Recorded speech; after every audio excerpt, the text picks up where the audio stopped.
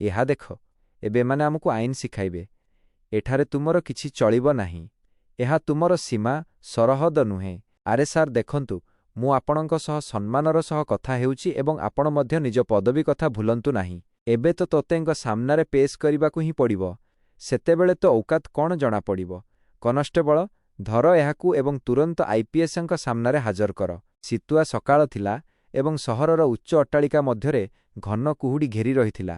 ସେହି କୁହୁଡ଼ିକୁ ଚିରି ରେଳ ଷ୍ଟେସନ ବାହାରେ ଜଣେ ଫୌଜି ଆଗକୁ ବଢ଼ୁଥିଲେ। ନାମ ଥିଲା ବିଜୟ ସିଂ। ସୀମାରୁ ଫେରି ଆସିଥିଲେ। ବର୍ଦ୍ଦିରେ ଏବେ ବି ସୀମାର ମାଟି ଲାଗିଥିଲା ଏବଂ ଚେହେରାରେ କ୍ଳାନ୍ତି ସହ ଏକ ଗଭୀର ଚିନ୍ତା ସ୍ପଷ୍ଟ ଦେଖାଯାଉଥିଲା। ଏହି ଚିନ୍ତା ଶତ୍ରୁ ପାଇଁ ନଥିଲା, ବରଂ ସେହି ମା ପାଇଁ ଥିଲା ଯିଏ ଗାଁରେ ଅସୁସ୍ଥ ହୋଇପଡ଼ିଥିଲେ। ଷ୍ଟେସନରୁ ବାହାରିବା ମାତ୍ରେ ବିଜୟ ନିଜ ଫୋନ୍ ଦେଖିଲେ। ନେଟୱାର୍କ ଦୁର୍ବଳ ଥିଲା, କିନ୍ତୁ ମାଙ୍କ ଅବସ୍ଥା ବିଷୟରେ ସେହି ପୁରୁଣା ଖବର ଆଖିରେ କଷ୍ଟ ଦେଉଥିଲା। ଅନେକ ଦିନ ହେବ ଜ୍ୱର ଛାଡ଼ୁ ନଥିଲା। ଡାକ୍ତର ସ୍ପଷ୍ଟ କହିଥିଲେ, ଏବେ ଆଉ ବିଳମ୍ବ କରିବା ଉଚିତ ନୁହେଁ। ବିଜୟ ଏକ ଦୀର୍ଘ ନିଶ୍ୱାସ ନେଲେ। ସୀମାରେ ଗୁଳିଗୋଳା ମଧ୍ୟରେ ମଧ୍ୟ ତାଙ୍କ ମନ କେବେ ଏତେ ଭାରୀ ହୋଇ ନଥିଲା ଯେତିକି ଆଜି ହେଉଥିଲା। ସେ ସହରର ରାସ୍ତାରେ ଚାଲୁ ଚାଲୁ ଆକାଶ ଆଡ଼କୁ ଚାହିଁଲେ। କୁହୁଡ଼ି ପଛରେ ଲୁଚିଥିବା ସୂର୍ଯ୍ୟ ଯେମିତି ତାଙ୍କର ବ୍ୟାକୁଳତାକୁ ବୁଝୁଥିଲେ। ସହରରୁ ଗାଁ ଆଡ଼କୁ ଯାଉଥିବାରେ ବସିବା ବେଳେ ତାଙ୍କୁ ଅନୁଭବ ହେଲା ଯେ ଏହି ଯାତ୍ରା କେବଳ ଦୂରତାର ନୁହେଁ, ବରଂ ଏକ ବଡ଼ ପରୀକ୍ଷାର। ବସ୍ ଧୀରେ ଧୀରେ ସହରର ସୀମା ବାହାରକୁ ବାହାରୁଥିଲା। ଉଚ୍ଚ ଅଟ୍ଟାଳିକା ପଛରେ ରହିଯାଉଥିଲା ଏବଂ ସେଗୁଡ଼ିକ ସ୍ଥାନରେ ଖୋଲା ପଡ଼ିଆ, ଶୁଖିଲା ଗଛ ଏବଂ ସୁନସାନ ରାସ୍ତା ଦେଖାଯାଉଥିଲା।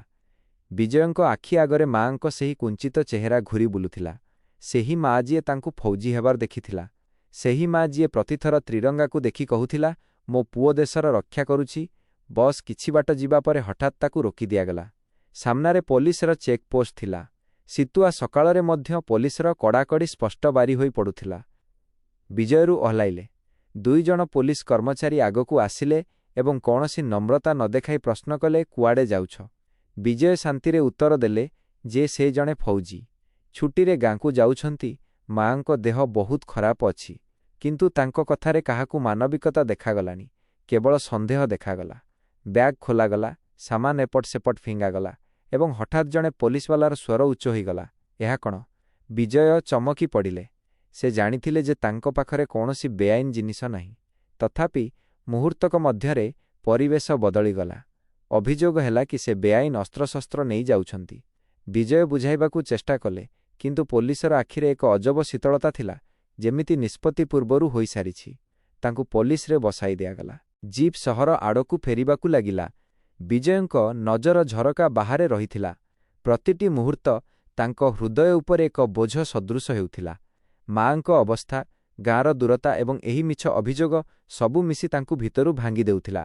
ଜିପ୍ ସିଧାସଳଖ ତାଙ୍କୁ ଜିଲ୍ଲାର ସବୁଠାରୁ ଶକ୍ତିଶାଳୀ ଅଫିସରଙ୍କ ସାମ୍ନାକୁ ନେଇଯାଉଥିଲା, ଆଇପିଏସ୍ ସୋନାକ୍ଷୀ ସିହ୍ନା। ସୋନାକ୍ଷୀ ସିହ୍ନାଙ୍କ ଅଫିସ ମଧ୍ୟ ସେତିକି ଶୀତଳ ଥିଲା ଯେତିକି ସେହି ସକାଳର ପବନ।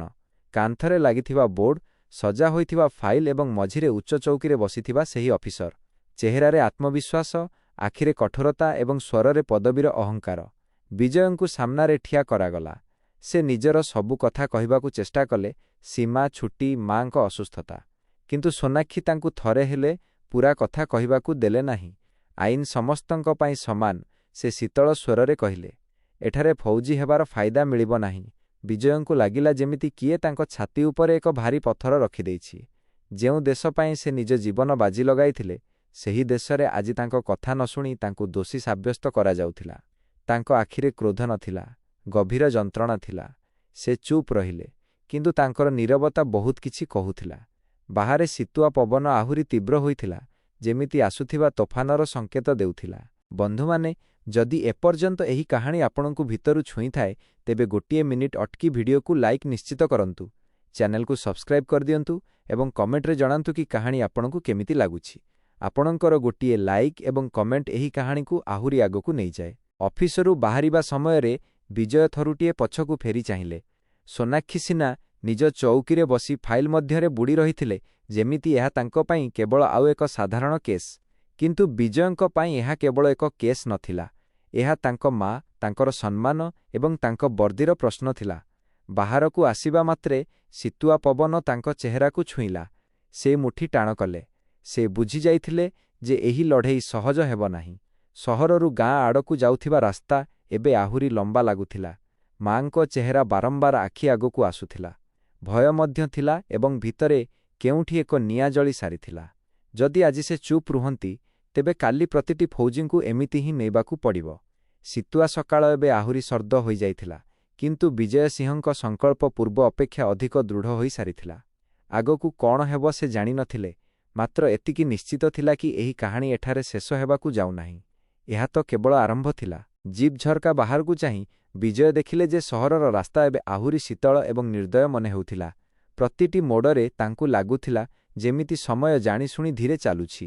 ପୋଲିସ ଲାଇନ୍ ପହଞ୍ଚିବା ମାତ୍ରେ ତାଙ୍କୁ ଏକ ଛୋଟ କୋଠରୀରେ ବସାଇ ଦିଆଗଲା। କାନ୍ଥଗୁଡ଼ିକ ଓଦାଳିଆ ଥିଲା। ବର ଆଲୋକ ହଳଦିଆ ଏବଂ କ୍ଳାନ୍ତ ଦେଖାଯାଉଥିଲା। ଚୌକିରେ ବସିବା ମାତ୍ରେ ତାଙ୍କ ପିଠିର କ୍ଳାନ୍ତି ବଢ଼ିଗଲା, କିନ୍ତୁ ସେତିକି ଯନ୍ତ୍ରଣା ତାଙ୍କ ଛାତିରେ ଥିଲା। ମାଙ୍କ ଅବସ୍ଥା କଥା ମନେ ପଡ଼ିବା ମାତ୍ରେ ସେ ଆଖି ବନ୍ଦ କରିଦେଲେ। ତାଙ୍କୁ ଭୟ ଥିଲା, କାଳେ ବିଳମ୍ବ ହୋଇଯିବ। କିଛି ସମୟ ପରେ କବାଟ ଖୋଲିଲା। ଜଣେ ସିପାହୀ ଆସି କାଗଜପତ୍ରରେ ଦସ୍ତଖତ କରାଇଲା। ବିଜୟ ପଚାରିଲେ, ମୋତେ ମୋ ମାଙ୍କ ପାଖକୁ ଯିବାର ଅଛି। ମୁଁ କାହା ସହ କଥା ହୋଇପାରିବି କି? ସିପାହୀ ଜଣକ ଆଖି ନଉଠାଇ କହିଲା, ଉପରୁ ଆଦେଶ ଅଛି। ଉପର ଡେଇଁଛନ୍ତି ଏହି ଶବ୍ଦଟି ଆଜି ବିଜୟଙ୍କ ପାଇଁ ସବୁଠାରୁ ଭାରି ଥିଲା। ସୀମାରେ ଉପରର ଅର୍ଥ ଦେଶ ହେଉଥିଲା, କିନ୍ତୁ ଏଠାରେ ଉପରର ଅର୍ଥ ଚୌକି ଏବଂ ପ୍ରତିପତ୍ତି ଥିଲା। ସେହି ସମୟରେ ଅନ୍ୟ ଏକ କୋଠରୀରେ IPS Sonakshi Sinha case file ଓଲଟାଉଥିଲେ। ପ୍ରତିଟି ପୃଷ୍ଠାରେ ନୋଟ୍ସ ଥିଲା। ସେହି ସେଥିରେ ବୁଡ଼ି ରହିଥିଲେ। ତାଙ୍କ ଚେହେରାରେ କୌଣସି ପ୍ରକାର ଦ୍ୱନ୍ଦ୍ୱ ନଥିଲା। ନିଜ ପଦବୀ ଓ ବୁଝାମଣା ଉପରେ ତାଙ୍କର ସମ୍ପୂର୍ଣ୍ଣ ବିଶ୍ୱାସ ଥିଲା। ତାଙ୍କ ପାଇଁ ଏହା ଏକ ସାଧାରଣ ଘଟଣା ଥିଲା। ଜଣେ ବ୍ୟକ୍ତି, ଏକ ଅଭିଯୋଗ ଏବଂ ଏକ ନିଷ୍ପତ୍ତି। ସାମ୍ନାରେ ଠିଆ ହୋଇଥିବା ବ୍ୟକ୍ତି କେଉଁ ମାଟିରୁ ଆସିଛି, କେଉଁ ରାତିରେ ସେ ନିଜ ଜୀବନକୁ ହାତମୁଠାରେ ରଖିଛି, ସେକଥା ଭାବିବାକୁ ସେ ଆବଶ୍ୟକ ମନେ କରୁନଥିଲେ। ବିଜୟଙ୍କୁ ପୁଣି ଡକାଗଲା। ଏଥର ପରିବେଶ ଆହୁରି କଠୋର ଥିଲା। ତାଙ୍କୁ ବାରମ୍ବାର ସେହି ଏକା ପ୍ରଶ୍ନ ପଚରାଗଲା। ସେହି ଏକା ଅଭିଯୋଗ ଦୋହରାଗଲା। ବିଜୟ ଶାନ୍ତ ସ୍ୱରରେ କହିଲେ ଯେ ସେ ଜଣେ ଫୌଜି। ତାଙ୍କ ପାଖରେ ଯାହା ବି ଥିଲା ତାହା ଡ୍ୟୁଟିର ଅଂଶ, କୌଣସି ବେଆଇନ ଜିନିଷ ନୁହେଁ। ସେ ଛୁଟିର କାଗଜପତ୍ର ଦେଖାଇବାକୁ ଚେଷ୍ଟା କଲେ, କିନ୍ତୁ ତାହା ଦେଖାଗଲାଣି। ସୋନାକ୍ଷୀଙ୍କ ସ୍ୱରରେ ଶୀତଳତା ବଢ଼ିଲା। ଆଇନ ଭାବନାରେ ଚଲେ ନାହିଁ, ସେ କହିଲେ, ଏବଂ ଏଠାରେ କାହାର ବର୍ଦ୍ଦି କାହାକୁ ନିର୍ଦ୍ଦୋଷ କରେ ନାହିଁ। ବିଜୟ ପ୍ରଥମ ଥର ପାଇଁ ଆଖି ଉଠାଇ ତାଙ୍କୁ ଚାହିଁଲେ। ସେହି ଚାହାଣୀରେ କୌଣସି ଚ୍ୟାଲେଞ୍ଜ ନଥିଲା, କେବଳ ସତ୍ୟତା ଥିଲା। ମ୍ୟାଡାମ, ସେ କହିଲେ, ମୁଁ ଦେଶ ପାଇଁ ନିଜ ଜୀବନ ଲଗାଇଛି। ଆଜି ଯଦି ମୋ ମା। ତାଙ୍କ ସ୍ୱର କାନ୍ଦ କାନ୍ଦ ହୋଇଗଲା। ଶବ୍ଦ ମଝିରେ ହିଁ ଅଟକିଗଲା। କୋଠରୀରେ କିଛି ସମୟ ପାଇଁ ନୀରବତା ଖେଳିଗଲା, କିନ୍ତୁ ସେହି ନୀରବତା ମଧ୍ୟ କାହାକୁ ତରଳାଇ ପାରିଲା ନାହିଁ। ସନ୍ଧ୍ୟା ହୋଇ ଆସୁଥିଲା। ବାହାରେ କୁହୁଡ଼ି ଆହୁରି ଘନ ହୋଇଥିଲା। ବିଜୟଙ୍କୁ ଅସ୍ଥାୟୀ ହାଜତରେ ରଖାଗଲା। ସେ କାନ୍ଥରେ ମୁଣ୍ଡ ଲଗାଇ ମାଙ୍କ ସ୍ମୃତିରେ ହଜିଗଲେ। ପିଲାଦିନେ ସେହି ମା ତାଙ୍କୁ ଶୀତୁଆ ସକାଳେ ସ୍କୁଲ ଛାଡ଼ିବାକୁ ଯାଉଥିଲା। ହାତ ଧରି କହୁଥିଲା, ଡର ନାହିଁ, ମୋ ପୁଅ ମଜବୁତ ଅଛି। ଆଜି ସେହି ଶୀତ ତାଙ୍କୁ ଭିତରୁ ଜମାଟ ବାନ୍ଧି ଦେଉଥିଲା। ସେ ମନେ ମନେ ସ୍ଥିର କଲେ, ସେ ଭାଙ୍ଗିବେ ନାହିଁ। ରାତିରେ ଜଣେ ପୁରୁଣା ସିପାହୀ ଚୁପଚାପ ତାଙ୍କୁ ଚା ଦେଲା। ତା ଆଖିରେ ସହାନୁଭୂତି ଥିଲା। ସେ ଧୀରେ କହିଲା, ଭୁଲ ହେଉଛି, କିନ୍ତୁ ଏଠାରେ ସ୍ୱର ଉଠାଇବା ସହଜ ନୁହେଁ। ବିଜୟ ପ୍ରଥମ ଥର ପାଇଁ ଅନୁଭବ କଲେ ଯେ ସିଷ୍ଟମରେ କିଛି ଲୋକ ଏବେ ବି ମଣିଷ ଅଛନ୍ତି, ବସ୍ ସେମାନେ ଦବି ରହିଛନ୍ତି। ସେହି ମୁହୂର୍ତ୍ତରେ ତାଙ୍କ ଭିତରେ ଏକ ଚିନ୍ତା ଜନ୍ମ ନେଲା। ଯଦି ସେ କେବଳ ନିଜ ପାଇଁ ଲଢ଼ିବେ, ତେବେ କଥାଟି ଏଠାରେ ଶେଷ ହୋଇଯିବ, କିନ୍ତୁ ଯଦି ସେ ସତ୍ୟ ପାଇଁ ଠିଆ ହୁଅନ୍ତି, ତେବେ ଏହି ଲଢ଼େଇ ବଡ଼ ହେବ। ପରଦିନ ସକାଳେ ଖବର ଆସିଲା ଯେ ଗାଁରୁ ଫୋନ୍ ଆସିଥିଲା। ମାଙ୍କ ଅବସ୍ଥା ଆହୁରି ବିଗିଡ଼ି ଯାଇଥିଲା। ଏହା ଶୁଣିବା ମାତ୍ରେ ବିଜୟଙ୍କ ମନ ଭାଙ୍ଗିଗଲା। ସେ ତୁରନ୍ତ ଦେଖା କରିବାକୁ ଅନୁମତି ମାଗିଲେ, କିନ୍ତୁ ଉତ୍ତର ସେଇଆ ଥିଲା, ତଦନ୍ତ ଶେଷ ନହେବା ଯାଏଁ କିଛି ନାହିଁ। ସେହି ମୁହୂର୍ତ୍ତରେ ତାଙ୍କ ଭିତରେ କିଛି ଭାଙ୍ଗିଗଲା ନାହିଁ, ବରଂ ସେ ଆହୁରି ଶକ୍ତ ହୋଇଗଲେ। ସେ ସ୍ଥିର କଲେ ଯେ ଏବେ ସେ କେବଳ ନିଜର ସଫେଇ ଦେବେ ନାହିଁ, ସେ ପ୍ରଶ୍ନ ପଚାରିବେ। ସେ ତଦନ୍ତରେ ଦେଖାଯାଉଥିବା ତ୍ରୁଟିଗୁଡ଼ିକୁ ଗଣିବା ଆରମ୍ଭ କଲେ। ଦସ୍ତାବିଜରେ ତାରିଖର ଭୁଲ, ଜବତ ରିପୋର୍ଟରେ ବିରୋଧାଭାସ ଏବଂ ଚେକ୍ ପୋଷ୍ଟରେ ଉପସ୍ଥିତ ଲୋକଙ୍କ ବୟାନ ସବୁଥିରେ ଫାଟ ଥିଲା। କିଛି ଅଫିସରଙ୍କୁ ଏହା ଖରାପ ଲାଗିଲା। ଫାଇଲ୍ ପୁଣି ଖୋଲିଲା। ସୋନାକ୍ଷୀ ପ୍ରଥମ ଥର ପାଇଁ ଧ୍ୟାନର ସହ କାଗଜ ଓଲଟାଇଲେ। ତାଙ୍କ ଚେହେରାରେ ସାମାନ୍ୟ ଚିନ୍ତା ଦେଖାଗଲା, ଯାହା ତୁରନ୍ତ କଠୋରତାରେ ବଦଳିଗଲା। ସେ ନିଜ ନିଷ୍ପତ୍ତିକୁ ଏକ ଚ୍ୟାଲେଞ୍ଜ ଭାବେ ଦେଖିବାକୁ ଲାଗିଲେ। ସହର ବାହାରେ କୁହୁଡ଼ି ଛାଡ଼ିବାକୁ ଲାଗିଥିଲା, କିନ୍ତୁ ପୋଲିସ ଲାଇନ୍ ଭିତରେ ଉତ୍ତେଜନା ବଢ଼ୁଥିଲା। ବିଜୟ ଜାଣିଥିଲେ ଯେ ଏହି ରାସ୍ତା କଷ୍ଟକର। ମାଙ୍କ ଚେହେରା ପୁଣି ଆଖି ଆଗକୁ ଆସିଲା। ସେ ମନେ ମନେ କହିଲେ, ମୁଁ ବିଳମ୍ବରେ ଆସିବି, କିନ୍ତୁ ହାରିକରି ନୁହେଁ। ବାହାରେ ଶୀତୁଆ ପବନ ଚାଲିଥିଲା ଏବଂ ସେହି ଶୀତରେ ଏକ ନିଆଁ ଧୀରେ ଧୀରେ ବ୍ୟାପୁଥିଲା। ଏହି ନିଆଁ କେବଳ ଜଣେ ଫୌଜିର ନଥିଲା, ଏହା ସେହି ସତ୍ୟର ଥିଲା ଯାହାକୁ ଚପାଇ ଦିଆଯାଉଥିଲା ଏବଂ ଏହି ନିଆଁ ଏବେ ଲିଭିବାକୁ ଯାଉନଥିଲା। ସକାଳ ହେଉ ହେଉ ପୋଲିସରେ ଚହଳ ବଢ଼ିଯାଇଥିଲା। ରାତିର ଶୀତ ଏବେ ବି ପବନରେ ରହିଥିଲା, କିନ୍ତୁ ପରିବେଶରେ ଏକ ଭିନ୍ନ ପ୍ରକାରର ଅସ୍ଥିରତା ଥିଲା। ବିଜୟଙ୍କୁ ଯେତେବେଳେ ବାହାରକୁ ଅଣାଗଲା, ସେ ଦେଖିଲେ ଯେ ଅନେକ ନଜର ତାଙ୍କ ଉପରେ ଲାଗିଛି। କିଏ ତାଙ୍କୁ ଅପରାଧୀ ଭଳି ଦେଖୁଥିଲା ତ କିଏ ଫୌଜି ବର୍ଦ୍ଦି ପଛରେ ଲୁଚିଥିବା ଯନ୍ତ୍ରଣାକୁ ବୁଝିବାକୁ ଚେଷ୍ଟା କରୁଥିଲା। ସେ ଅନୁଭବ କଲେଣି ଯେ ଏହି ମାମଲା ଏବେ କେବଳ ଏକ ଚେକ୍ ପୋଷ୍ଟ କିମ୍ବା ମିଛ ଅଭିଯୋଗ ମଧ୍ୟରେ ସୀମିତ ନାହିଁ।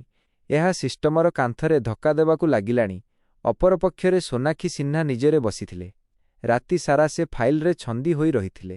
କାଗଜପତ୍ର ମଧ୍ୟରେ କିଛି ପ୍ରଶ୍ନ ବାରମ୍ବାର ମୁଣ୍ଡ ଟେକୁଥିଲା, ଯାହାକୁ ସେ ପୂର୍ବରୁ ଅଣଦେଖା କରିଥିଲେ। ଜବତ କରିବାର ସ୍ଥାନ, ସମୟ ଏବଂ ସାକ୍ଷୀଙ୍କ ବୟାନ ପରସ୍ପର ମଧ୍ୟରେ ମେଳ ଖାଉନଥିଲା। ଏହି କଥା ତାଙ୍କ ଅନୁଭବକୁ ଖଟକୁଥିଲା, କିନ୍ତୁ ତାଙ୍କର ଅହଙ୍କାର ତାକୁ ଗ୍ରହଣ କରିବାକୁ ଦେଉନଥିଲା। ତାଙ୍କ ଭିତରର ଅଫିସର କହୁଥିଲା ଯେ ଭୁଲ ହୋଇପାରିବ ନାହିଁ ଏବଂ ଭିତରର ମଣିଷ ପ୍ରଥମ ଥର ପାଇଁ ଅସହଜ ହେଉଥିଲା। ବିଜୟଙ୍କୁ ପଚରାଉଚରା ପାଇଁ ପୁଣି ଡକାଗଲା। ଏଥର ସ୍ୱର ପୂର୍ବ ଅପେକ୍ଷା ଟିକେ ବଦଳି ଯାଇଥିଲା। ପ୍ରଶ୍ନ ସେଇଆ ଥିଲା, କିନ୍ତୁ ସେଥିରେ ଏବେ ସନ୍ଦେହ ବି ଥିଲା ଏବଂ ସନ୍ଧାନ ବି। ବିଜୟ ବିନା ଭୟରେ ପ୍ରତିଟି ପ୍ରଶ୍ନର ଉତ୍ତର ଦେଲେ। ସେ କହିଲେ ଯେ କେମିତି ସୀମାରେ ପ୍ରତିଟି ଅସ୍ତ୍ରର ହିସାବ ରହେ, କେମିତି ବିନା ଅନୁମତିରେ କିଛି ସାଙ୍ଗରେ ଆଣିବା ଅସମ୍ଭବ। ତାଙ୍କ ସ୍ୱରରେ କ୍ରୋଧ କିମ୍ବା ମିନତି ନଥିଲା, ବସ୍ ଏକ ସ୍ଥିରତା ଥିଲା ଯାହା କେବଳ ସତ୍ୟରୁ ଆସେ। କୋଠରୀରେ ବସିଥିବା କିଛି ଅଫିସର ପ୍ରଥମ ଥର ପାଇଁ ପରସ୍ପରକୁ ଚାହିଁଲେ। ଏହି ସମୟରେ ଗାଁରୁ ପୁଣି ଫୋନ୍ ଆସିଲା। ଏଥର ଖବର ଆହୁରି ଭୟଙ୍କର ଥିଲା। ମାଆଙ୍କୁରେ ଭର୍ତ୍ତି କରିବାକୁ ପଡ଼ିଥିଲା। ଏହା ଶୁଣିବା ମାତ୍ରେ ବିଜୟଙ୍କ ନିଶ୍ୱାସ ଅଟକିଗଲା। ସେ ଆଖି ବନ୍ଦ କଲେ, ଯେମିତି ନିଜକୁ ସମ୍ଭାଳୁଛନ୍ତି। ମୁହୂର୍ତ୍ତକ ପାଇଁ ଲାଗିଲା ଯେ ସେ ସବୁ ଛାଡ଼ି ପଳାଇ ଯିବାକୁ ଚାହୁଁଛନ୍ତି, କିନ୍ତୁ ପର ମୁହୂର୍ତ୍ତରେ ସେ ନିଜକୁ ସମ୍ଭାଳି ନେଲେ। ଯଦି ସେ ଏବେ ଭାଙ୍ଗିଯାନ୍ତି, ତେବେ ସତ୍ୟ କେବେ ସାମ୍ନାକୁ ଆସିବ ନାହିଁ। ସେ ସ୍ଥିର କଲେ କି ମାଆଙ୍କ ପାଖରେ ପହଞ୍ଚିବାର ରାସ୍ତା ତାଙ୍କୁ ଏହି ଲଢ଼େଇ ମଧ୍ୟରୁ ହିଁ ବାହାର କରିବାକୁ ହେବ। ସୋନାକ୍ଷୀ ଯେତେବେଳେ ଜାଣିଲେ ଯେ ଅଭିଯୁକ୍ତର ମାଆଙ୍କ ଅବସ୍ଥା ଗୁରୁତର ଅଛି, ତାଙ୍କ ଭିତରେ କେଉଁଠି ଏକ ସାମାନ୍ୟ ଦ୍ୱନ୍ଦ୍ୱ ସୃଷ୍ଟି ହେଲା। ସେ ତୁରନ୍ତ କୌଣସି ଆଦେଶ ଦେଲେ ନାହିଁ। ବସ୍ ଝରକା ବାହାରକୁ ଚାହିଁ କିଛି ସମୟ ନୀରବ ରହିଲେ। କୁହୁଡ଼ି ମଧ୍ୟରୁ ଉଇଁଥିବା ସୂର୍ଯ୍ୟ ତାଙ୍କୁ ପ୍ରଥମ ଥର କଠୋର ନୁହେଁ ବରଂ କ୍ଳାନ୍ତ ମନେହେଲେ। ସେ ନିଜକୁ ପ୍ରଶ୍ନ କଲେ, କ'ଣ ଆଇନ ପାଳନ କରୁ କରୁ ମାନବିକତା କେଉଁଠି ପଛରେ ରହିଯାଉଛି କି? କିନ୍ତୁ ପର ମୁହୂର୍ତ୍ତରେ ସେ ନିଜକୁ ସମ୍ଭାଳି ନେଲେ। ତାଙ୍କ ପାଇଁ ଦୁର୍ବଳତା ଦେଖାଇବା ହାରିବା ସହ ସମାନ ଥିଲା। ତଦନ୍ତ ଆଗକୁ ବଢ଼ିଲା। ଚେକ୍ ପୋଷ୍ଟରେ ଥିବା ପୋଲିସ କର୍ମଚାରୀଙ୍କ ବୟାନ ପୁଣି ଥରେ ନିଆଗଲା। ଏଥର ପ୍ରଶ୍ନ ଗମ୍ଭୀର ଥିଲା। ଗୋଟିଏ ଦୁଇଟି ଉତ୍ତରରେ ଦ୍ୱନ୍ଦ୍ୱ ଦେଖାଗଲା। ଦସ୍ତାବିଜରେ ଯେଉଁ ଫାଟ ବିଜୟ ଦେଖାଇଥିଲେ, ତାହା ଏବେ ସ୍ପଷ୍ଟ ଦେଖାଯାଉଥିଲା। ପରିବେଶ ବଦଳୁଥିଲା। କିଛି ଅଫିସର ଚାପରେ ଥିଲେ, କିଛି ଚୁପ୍ ଥିଲେ ଏବଂ କିଛି ସତ୍ୟକୁ ଭୟ କରୁଥିଲେ। ବିଜୟ ସବୁ ଦେଖୁଥିଲେ, ବୁଝୁଥିଲେ, କିନ୍ତୁ କମ୍ କହୁଥିଲେ। ସେ ଜାଣିଥିଲେ ଏବେ ପ୍ରତିଟି ଶବ୍ଦ ତୌଲି କରି କହିବାକୁ ହେବ। ସନ୍ଧ୍ୟାବେଳକୁ ସୋନାକ୍ଷୀଙ୍କ ସାମ୍ନାରେ ଏକ ରିପୋର୍ଟ ରଖାଗଲା। ସେ ତାକୁ ଧ୍ୟାନ ଦେଇ ପଢ଼ିଲେ। ପ୍ରତିଟି ଲାଇନ୍ ତାଙ୍କ ଆତ୍ମବିଶ୍ୱାସକୁ ଧୀରେ ଧୀରେ କାଟୁଥିଲା। ସେ ଚୌକିରୁ ଉଠି କୋଠରୀ ମଧ୍ୟରେ ଚାଲିବାକୁ ଲାଗିଲେ। ପ୍ରଥମ ଥର ତାଙ୍କୁ ଲାଗିଲା କି ବୋଧହୁଏ ସେ ତରବରିଆ ନିଷ୍ପତ୍ତି ନେଇଛନ୍ତି, କିନ୍ତୁ ଏହା ମାନିନେବା ତାଙ୍କ ପାଇଁ ସହଜ ନଥିଲା। ତାଙ୍କ ସାମ୍ନାରେ କେବଳ ଜଣେ ଫୌଜି ଠିଆ ହୋଇନଥିଲା, ତାଙ୍କ ସାମ୍ନାରେ ତାଙ୍କ ନିଜର ନିଷ୍ପତ୍ତି ଠିଆ ହୋଇଥିଲା। ବିଜୟଙ୍କୁ ଯେତେବେଳେ କୋଠରୀକୁ ଫେରାଇ ଦିଆଗଲା, ସେ ଆଶ୍ୱସ୍ତିର ନିଶ୍ୱାସ ନେଲେ ନାହିଁ। ସେ ଜାଣିଥିଲେ ଏହା ଆଶ୍ୱସ୍ତି ନୁହେଁ, ବରଂ ତୋଫାନ ପୂର୍ବର ନୀରବତା। ସେ କାନ୍ଥରେ ଲାଗିଥିବା କ୍ୟାଲେଣ୍ଡରକୁ ଚାହିଁଲେ। ତାରିଖ ସେଇଆ ଥିଲା, କିନ୍ତୁ ତାର ଅର୍ଥ ବଦଳି ଯାଇଥିଲା। ପ୍ରତିଟି ବିତିଯାଉଥିବା ଘଣ୍ଟା ତାଙ୍କୁ ମାଆଙ୍କଠାରୁ ଦୂରେଇ ଦେଉଥିଲା ଏବଂ ସତ୍ୟର ନିକଟତର କରୁଥିଲା। ସେ ମନେ ମନେ ସଂକଳ୍ପ କଲେ ଯେ ପରିଣାମ ଯାହା ବି ହେଉ ସେ ମୁଣ୍ଡ ନୁଆଁଇବେ ନାହିଁ। ରାତି ପୁଣି ଓହ୍ଲାଇ ଆସିଲା। ବାହାରେ କୁହୁଡ଼ି ଥିଲା, ଭିତରେ ପ୍ରଶ୍ନ। ସିଷ୍ଟମର କାନ୍ଥ ଏବେ ହଲିବାକୁ ଲାଗିଲାଣି। ଏହି କାହାଣୀ ଏବେ କେବଳ ଜଣେ ଫୌଜିର ରହିନଥିଲା। ଏହା ସେହି ସଂଘର୍ଷର କାହାଣୀ ପାଲଟି ଯାଇଥିଲା, ଯେଉଁଠି ଅହଙ୍କାର ଏବଂ ସତ୍ୟ ମୁହାଁମୁହିଁ ଠିଆ ହୋଇଥିଲେ। ଏବଂ ଏହି ସଂଘର୍ଷର ପରିଣାମ କ'ଣ ହେବ, ତାହା ଏବେ ବି କାହାକୁ ଜଣାନଥିଲା। ରାତିର ନୀରବତା ପରେ ସକାଳ କିଛି ନୂଆ ଖବର ନେଇ ଆସିଥିଲା। ପୋଲିସରେ ପାଦ ଶବ୍ଦ ତୀବ୍ର ଥିଲା ଏବଂ ଚଳପ୍ରଚଳ ବଢ଼ିଯାଇଥିଲା। ବିଜୟଙ୍କୁ ଯେତେବେଳେ ପୁଣି ବାହାରକୁ ଅଣାଗଲା, ତାଙ୍କ ଚେହେରାରେ କ୍ଳାନ୍ତି ସହ ଏକ ଅଜବ ପ୍ରକାରର ଶାନ୍ତି ଥିଲା। ସେ ଜାଣିଥିଲେ ଯେ ଏବେ ସତ୍ୟ ନିଜେ କହିବାକୁ ଆରମ୍ଭ କଲାଣି। ଚେକ୍ ପୋଷ୍ଟଠାରୁ ଆରମ୍ଭ କରି ପୋଲିସ ଲାଇନ୍ ଯାଏଁ ପ୍ରତିଟି କଡ଼ି ଖୋଲିବାକୁ ଲାଗିଲା। ଯେଉଁ କାଗଜପତ୍ରକୁ କେବେ ଅସ୍ତ୍ର କରି ତାଙ୍କ ବିରୋଧରେ ଛିଡ଼ା କରାଯାଇଥିଲା, ସେହି କାଗଜପତ୍ର ଏବେ ସିଷ୍ଟମର ମିଛକୁ ପଦାରେ ପକାଉଥିଲା। ସୋନାକ୍ଷୀ ସିହ୍ନାଙ୍କ ସାମ୍ନାରେ ଶେଷ ରିପୋର୍ଟ ରଖାଗଲା। ଏଥର ସେଥିରେ କୌଣସି ଅନୁମାନ ନଥିଲା, କେବଳ ତଥ୍ୟ ଥିଲା। ଜବତ ହୋଇଥିବା ଜିନିଷ ମିଛ ପ୍ରମାଣିତ ହୋଇସାରିଥିଲା। ସାକ୍ଷୀଙ୍କ ବୟାନ ଭୁଲ ସାବ୍ୟସ୍ତ ହୋଇଥିଲା ଏବଂ ଯେଉଁ ପୋଲିସ କର୍ମଚାରୀମାନେ ଅଭିଯୋଗ ଆଣିଥିଲେ ସେମାନଙ୍କ ଉତ୍ତରରେ ଭୟ ସ୍ପଷ୍ଟବାରି ହୋଇ ପଡ଼ୁଥିଲା। ସୋନାକ୍ଷୀ ରିପୋର୍ଟ ବନ୍ଦ କଲେ ଏବଂ ଦୀର୍ଘ ନିଶ୍ୱାସ ନେଲେ। ପ୍ରଥମ ଥର ତାଙ୍କୁ ଅନୁଭବ ହେଲା ଯେ ପଦବୀର ଅହଙ୍କାର ତାଙ୍କୁ ସତ୍ୟଠାରୁ ଦୂରେଇ ନେଇଯାଇଥିଲା। ତାଙ୍କ ସାମ୍ନାରେ ଠିଆ ହୋଇଥିବା ଫୌଜି ଏବେ ଅଭିଯୁକ୍ତ ନୁହେଁ ବରଂ ଏକ ଆଇନା ପାଲଟି ଯାଇଥିଲା। ବିଜୟଙ୍କୁ ଡକାଗଲା। କୋଠରୀରେ ନୀରବତା ଥିଲା। ସୋନାକ୍ଷୀ ତାଙ୍କୁ ଚାହିଁଲେ। ତାଙ୍କ ଆଖିରେ ଏବେ କଠୋରତା ନୁହେଁ ବରଂ କ୍ଲାନ୍ତି ଥିଲା। ତୁମେ ନିର୍ଦ୍ଦୋଷ, ସେ ଧୀର ସ୍ୱରରେ କହିଲେ। ଏହି ଶବ୍ଦଗୁଡ଼ିକ କୌଣସି ଆଦେଶଠାରୁ ଅଧିକ ଏକ ସ୍ୱୀକାରୋକ୍ତି ଥିଲା। ବିଜୟ କିଛି କହିଲେ ନାହିଁ। ସେ ବସ୍ ମୁଣ୍ଡ ନୁଆଇଲେ। ସେହି ମୁହୂର୍ତ୍ତରେ ତାଙ୍କ ଆଖି ଆଗରେ ମାଙ୍କ ଚେହେରା ଭାସି ଉଠିଲା। ତାଙ୍କୁ ଲାଗିଲା ଯେମିତି ହୃଦୟ ଉପରେ ଥିବା ବୋଝ ହଠାତ୍ ହାଲୁକା ହୋଇଗଲା। କିନ୍ତୁ ବିଜୟଙ୍କ ଲଢ଼େଇ ଏଠାରେ ଶେଷ ହେଲାନି। ସେ ସ୍ପଷ୍ଟ କହିଲେ ଯେ ଏହା କେବଳ ତାଙ୍କ କଥା ନୁହେଁ। ଯଦି ଆଜି ସେ ଚୁପ୍ ରୁହନ୍ତି ତେବେ କାଲି ଅନ୍ୟ କାହା ସହ ଏମିତି ହେବ। ଏହି ମାମଲା ଉପର ସ୍ତରକୁ ଯିବା ଉଚିତ। ତାଙ୍କ ସ୍ୱରରେ କ୍ରୋଧ ନଥିଲା କି ପ୍ରତିଶୋଧ ନଥିଲା, ବସ ଦାୟିତ୍ୱବୋଧ ଥିଲା। ଏହି କଥାଟି ସୋନାକ୍ଷୀଙ୍କୁ ଛୁଇଁଗଲା। ସେ ଅନୁଭବ କଲେ ଯେ ଅସଲ ଶକ୍ତି ଚୌକିରେ ନଥାଏ ବରଂ ସତ୍ୟ ସହ ଛିଡ଼ା ହେବାରେ ଥାଏ। ମାମଲା ଉଚ୍ଚ ସ୍ତରରେ ପହଞ୍ଚିଲା। ତଦନ୍ତ ନିର୍ଦ୍ଦେଶ ଦିଆଗଲା। ଯେଉଁ ଲୋକମାନେ ମିଛ ଅଭିଯୋଗ କରିଥିଲେ ସେମାନଙ୍କ ବିରୋଧରେ କାର୍ଯ୍ୟାନୁଷ୍ଠାନ ଆରମ୍ଭ ହେଲା। ସିଷ୍ଟମରେ ପ୍ରଥମ ଥର ପାଇଁ କେବଳ ଚହଳ ନୁହେଁ ବରଂ ପରିଷ୍କାର ପରିଚ୍ଛନ୍ନତା ଦେଖାଗଲା। ବିଜୟଙ୍କୁ ତୁରନ୍ତ ଖଲାସ କରାଗଲା ଏବଂ ତାଙ୍କୁ ମାଙ୍କୁ ଭେଟିବାକୁ ଅନୁମତି ମିଳିଲା। ଯେତେବେଳେ ସେ ହସ୍ପିଟାଲ ପହଞ୍ଚିଲେ ମାଙ୍କ ଆଖିରେ ଲୁହ ଥିଲା କିନ୍ତୁ ଚେହେରାରେ ଶାନ୍ତି ଥିଲା। ସେ ନିଜର କମ୍ପିତ ହାତରେ ପୁଅର ଚେହେରା ଛୁଇଁଲେ। ମୁଁ ଜାଣିଥିଲି ମୋ ପୁଅ ମିଛୁଆ ହୋଇପାରିବ ନାହିଁ, ସେ କହିଲେ। ବିଜୟଙ୍କ ଆଖି ଭରି ଆସିଲା। ସୀମାରେ ମଧ୍ୟ ସେ ଏତେ କାନ୍ଦି ନଥିଲେ। କିଛି ଦିନ ପରେ ସୋନାକ୍ଷୀ ସିହ୍ନା ନିଜେ ବିଜୟଙ୍କୁ ଭେଟିଲେ। ଏଥର ସେ ଜଣେ ଅଫିସର ନୁହେଁ ବରଂ ଜଣେ ମଣିଷ ଭାବେ ସାମ୍ନାକୁ ଆସିଥିଲେ। ସେ ନିଜର ଭୁଲ ସ୍ୱୀକାର କଲେ। ପଦବୀର ଅହଙ୍କାର ଆମକୁ ଅନ୍ଧ କରିଦିଏ, ସେ କହିଲେ। ଆଜି ତୁମେ ମୋତେ ମନେ ପକାଇଦେଲ ଯେଉଁ ବର୍ଦ୍ଦି କୌଣସି ଜଣକର ନୁହେଁ ତାହା ଏକ ଦାୟିତ୍ୱ। ବିଜୟ ସମ୍ମାନର ସହ ଉତ୍ତର ଦେଲେ କିନ୍ତୁ ତାଙ୍କ ନଜର ସିଧା ଥିଲା। ଏହି ନଜର କୌଣସି ଜୟର ନଥିଲା ବରଂ ଏକ ପରିବର୍ତ୍ତନର ଥିଲା। ବିଜୟ ପୁଣି ଥରେ ସୀମାକୁ ଫେରିଗଲେ। ସେଇ ଶୀତୁଆ ସକାଳ, ସେଇ ବର୍ଦ୍ଦି, କିନ୍ତୁ ଏଥର ତାଙ୍କ ପାଦ ଆହୁରି ମଜବୁତ ଥିଲା। ପଛରେ ଏକ ସିଷ୍ଟମ ଟିକିଏ ବଦଳି ଯାଇଥିଲା ଏବଂ ଆଗରେ ଏକ ଆଶା ଥିଲା ଯେ ସତ୍ୟ କହିବାର ମୂଲ୍ୟ ନିଶ୍ଚିତ ଦେବାକୁ ପଡ଼େ କିନ୍ତୁ ତାର ଫଳ ମଧ୍ୟ ମିଳେ। ସହର, ଗାଁ, ଚେକପୋଷ୍ଟ ଏବଂ ପୋଲିସ ଲାଇନ ସବୁ ପଛରେ ରହିଗଲା କିନ୍ତୁ ଏହି କାହାଣୀ ଲୋକଙ୍କ ହୃଦୟରେ ରହିଗଲା। ଏହି କାହାଣୀ ଏଠାରେ ଶେଷ ହେଉଛି କିନ୍ତୁ ପ୍ରଶ୍ନ ଏଠାରୁ ହିଁ ଆରମ୍ଭ ହେଉଛି, ଯଦି ଜଣେ ଫୌଜି ସତ୍ୟ ପାଇଁ ଛିଡ଼ା ହୋଇପାରେ ତେବେ ଜଣେ ସାଧାରଣ ମଣିଷ କାହିଁକି ନୁହେଁ?